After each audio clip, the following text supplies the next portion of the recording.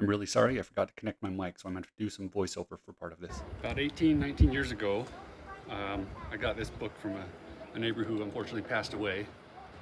She worked for an outdoor store, and apparently she stocked up on a bunch of stuff, so she helped me get my garden started and get my love for gardening without even knowing it. But one of the books that I got from her when her estate sale was giving us a bunch of stuff because we were the next door neighbor was this: How to Make Compost in 14 Days. I didn't believe it would be true, but I read it, I followed the stuff in here, and lo and behold, I was able to make compost in 14 days. I'm going to show you how I do that, and so you can see it for yourself.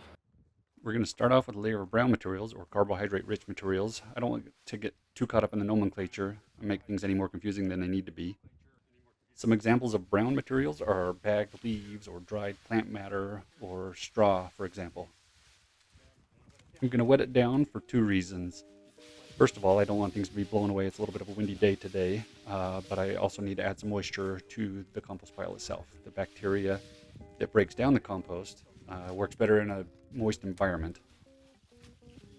Then I'm going to put a layer of fresh cut green grass. That is a nitrogen rich layer, and you're going to alternate between the brown sources and the nitrogen sources. Browns and greens are what they're often referred to as. For measuring purposes, you're going to do a 3-to-1 ratio of browns to greens. That's by volume, so 3-to-1 ratio by volume. Nitrogen sources or green sources are fresh plant matter, kitchen scraps, non-carnivorous manure, coffee grounds. Those are some good examples. There are plenty of good lists online that are free to print out. You can do a Google search for compost browns versus greens. I'm going to wet this down a little bit to help keep it in place.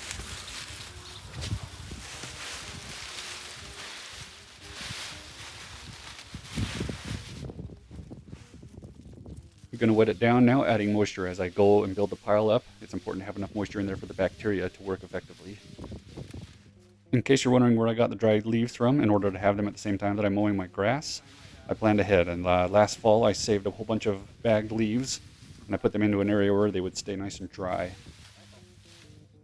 If you didn't end up saving enough dried leaves, you can also use straw. I often get dried straw for free from neighbors who use them as decorations. But if not, you can always buy them from a local farmer. Hopefully you can find an organic farmer, or buy them from a big box store if they have organic straw. You want to make sure you have straw, not hay. Straw is the second cut where there's no seed heads on it. Hay includes the seed heads. You don't want a bunch of seed heads put in your compost and to have them grow like weeds. It's usually not too difficult to find straw. You can buy bales, and the little bale or a package like this goes a long ways. It's amazing how much they can pack in there. So you don't need much as far as number of bales. There is a critical mass of your compost pile that it needs to be.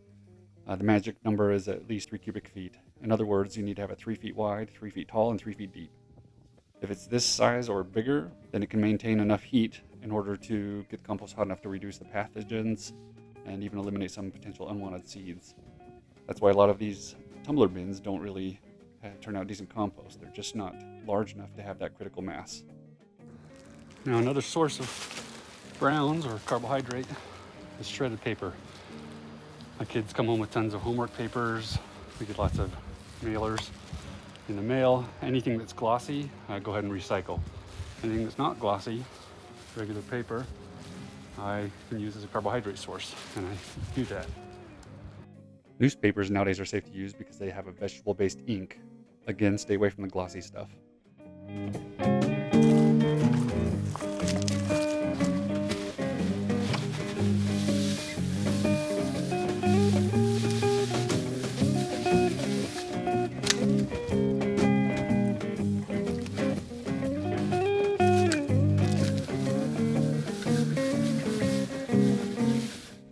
It's also a good idea to use leaves from different types of trees and from different locations. It diversifies the nutrients and it diversifies the microbiology, all of which can help make rich compost. The straw that I added in there and the coffee grounds that I added in there, they all come from different places and have different types of bacteria on them. I've heard experts say a good compost pile is a diverse compost pile.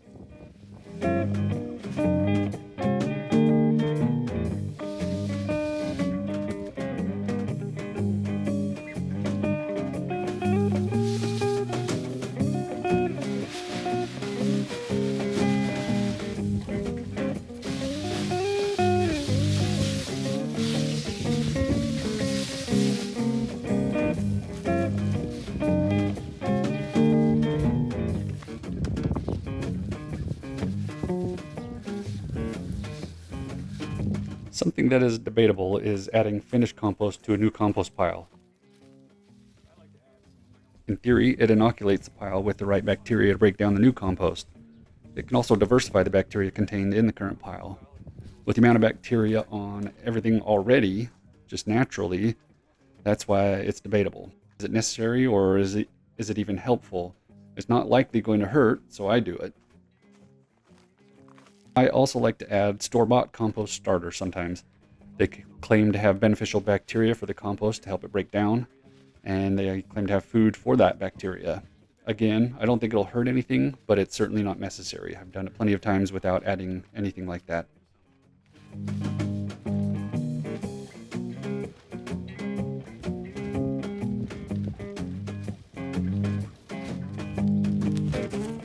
Now I'm going to add some coffee grounds that I was given. They are a nitrogen-rich source. Some people worry about adding coffee grounds because they claim coffee grounds are acidic. That's not the case because most of the acid is leached out when the coffee is brewed. So I wouldn't worry about making your pile acidic by adding coffee grounds. If you get a rotten smell when you're turning the pile, it can mean a few things. It can mean that you're not turning the pile frequently enough, so the bacteria is not getting enough oxygen, or it can mean that you have too many nitrogen-rich ingredients in the pile. It can also mean that maybe your pile is a little bit too moist, so you can add more dried or brown materials to help correct either of those situations. Now that I have the first day of ingredients layered on top of each other, I'll have to make sure I turn it at a bare minimum every 3 days. When you turn it, what you're aiming to do is to get the materials that were in the center of the pile and move them closer to the outside of the pile and vice versa. It needs to be turned not only to mix the ingredients, but to supply fresh oxygen to the bacteria and other microbes that are doing the work of breaking down the material into the desired compost. Now I'm going to put a tarp over this, which helps keep moisture in and keep material from blowing away. If you live in a very rainy location, if you're lucky enough, it will help keep the pile from getting too wet or keep any of the ingredients from leaching out and through into the ground below. Since I live in a desert area, keeping moisture inside is the approach I have to take. Got a storm coming in, so I'm going to hurry and turn the compost pile, but I wanted to show you how hot things are getting. It's actually only been 48 hours since I started it and showed you the first part of the video, but I think it needs to be turned. I'm smelling some smells and I want to turn it and maybe add some more of the browns in there. Let's take a look and see how hot things are. Kind of dig down to the center of the pile a little bit.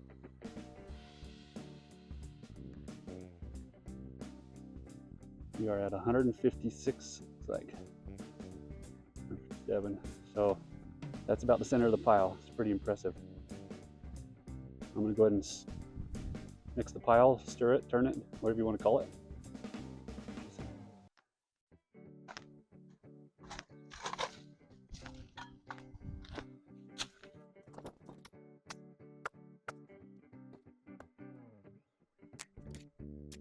I gotta be honest, some people swear by pitchforks for turning compost piles, or even hay forks.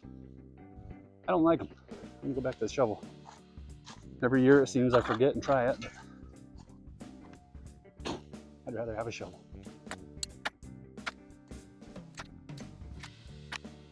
It's not stinking, but I am smelling a little bit of ammonia smell, and that comes with not having enough of the brown. So I'm gonna add some leaves or some straw maybe.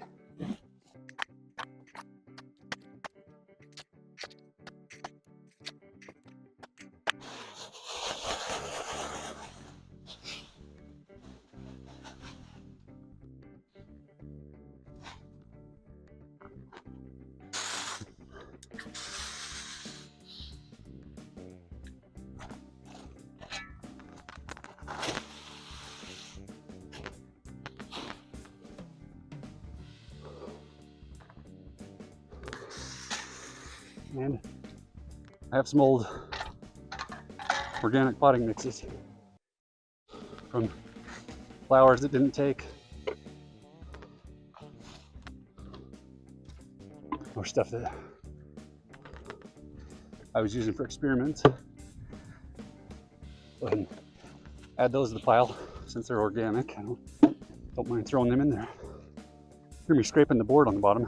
I forgot to mention that earlier. I'll either do it on straight dirt or on a board. But since I have gravel here, I didn't want to move all the gravel away just to start a compost pile. So I want to be able to scoop easily. So I like having a board on the bottom. Just a touch of ammonia smell. I'm glad I'm turning it today instead of waiting till tomorrow. Probably would have been fairly anaerobic if I waited till tomorrow. I'm not surprised with how hot it was, 157 or whatever it was. Things are definitely cooking. And that's that. I'm gonna go ahead and cover it. I'll check it again every day. Imagine with how hot it is, I'll probably be stirring it in another 2 days again, but we'll see.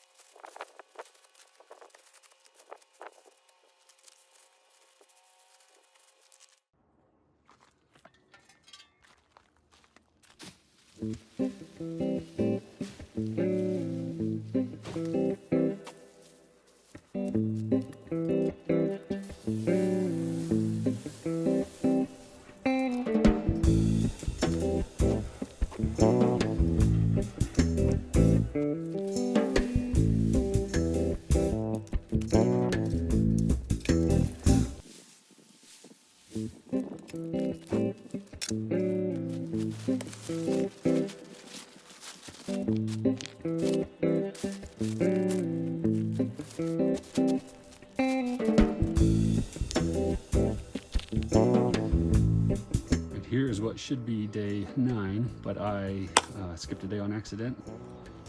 Obviously the pile has decreased in size a lot. I'm gonna stir it and see where we're looking at on the inside, but I kind of suspect that things will be cooling down a little bit since we're getting to the later part, but I don't know, maybe it's still cooking pretty well.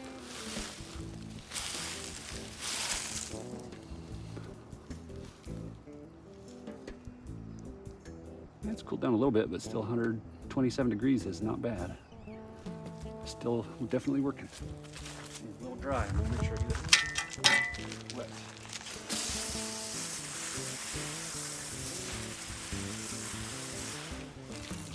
As I'm stirring it, you don't want to get it wet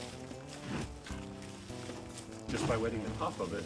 You want to get it wet while you're stirring it. Otherwise, it just coats the top, maybe 2 inches or so, and that's it. You need to make sure it's moist throughout the entire pile.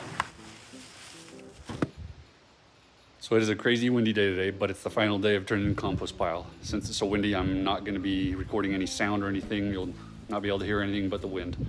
I'm going to stir the compost pile, and then I'll bring some of the stuff, the final result inside where it's not so windy, and show you what it looks like.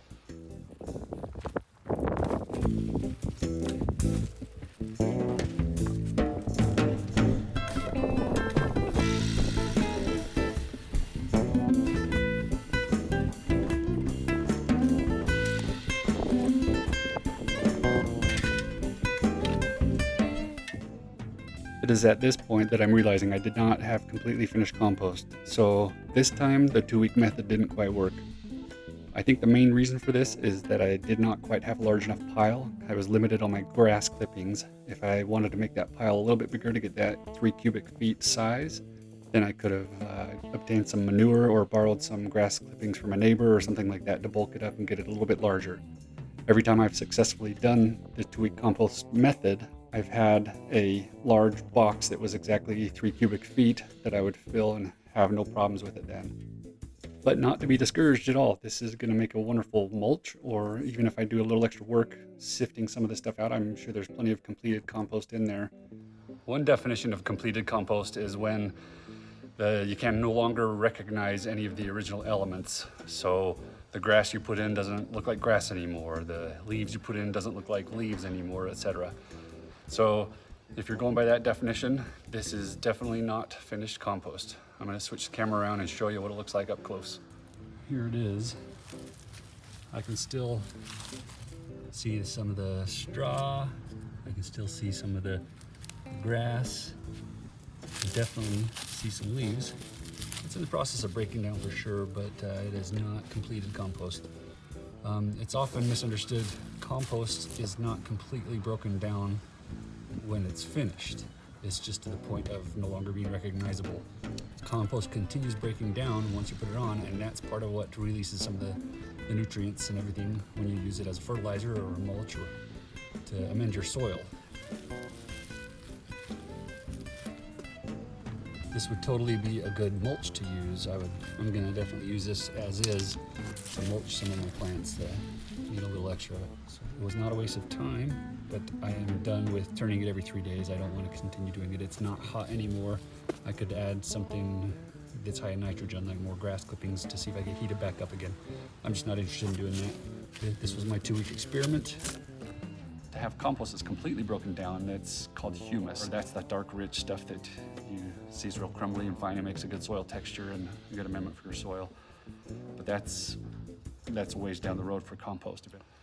Thanks for sticking with me on this one. It was a 2-week process, and plus I'm gonna have to spend some time editing and putting things together. But it was fun. It was a little bit of work, but I'm glad we at least got some good mulch out of this one. I will find some pictures and make sure I show you what it can look like. Here is a different batch I did a while back. It has been sifted to get rid of some of the larger chunks, but it can be some pretty good stuff.